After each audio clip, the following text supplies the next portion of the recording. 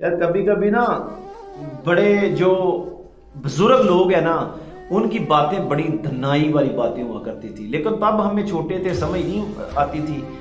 लेकिन ना अब आप बड़े हुए हैं ना, तो वो बुजुर्ग नहीं, अब समझने के हम काबिल हुए हैं ना, तो वो बुजुर्ग आज उनकी बातें हमारे सामने हैं। इसी तरह मैं पढ़ रहा था, किसी धना का एक मकोला था, मैं फेसबुक पर पढ़ रहा था कि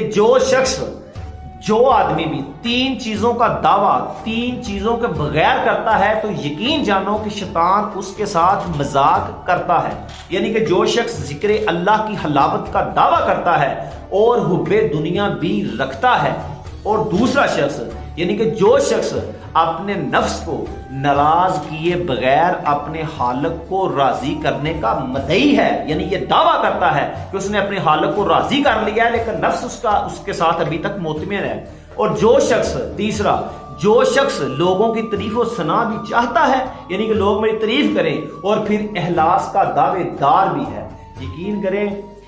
करोड़ों जो सुनहरी करोड़ों रुपए और सुनहरी जो सोने के पानी से लिखने वाले ये वो अल्फाज हैं। तो हमें कोशिश ये करनी चाहिए कि बुजुर्गों के जो दना लोग हैं, उनकी दनाई की जो बातें हैं, जिनको अकवाले ज़ीरी कहते हैं, वो हम पढ़ें, अहादीस मुबारका से ढूंढें, अब सहाबा की बातें वो हम अपने आने वाली नस्लें, जो बच्चे हैं ना छोटे, उनको सुनाया करें। यकीन करें, बुजुर्गों की एक रात की महफिल जो है ना, यकीन करें आपकी जो आजकल की तालीम है ना, उससे तो हजारों दर्जे बेहतर है ना। क्योंकि वो जो वेल एजुकेटेड तो नहीं थे, लेकिन उनका अपना जो स्पेंडिंग लाइफ के दौरान उनका अपना पर्सनल एक्सपीरियंस है ना, वो इतना टफ, इतना टाइट और इतना स्ट्रॉन्ग था ना, यकीन करें उसमें फिर शक की गुंजाइश नहीं रहती थी।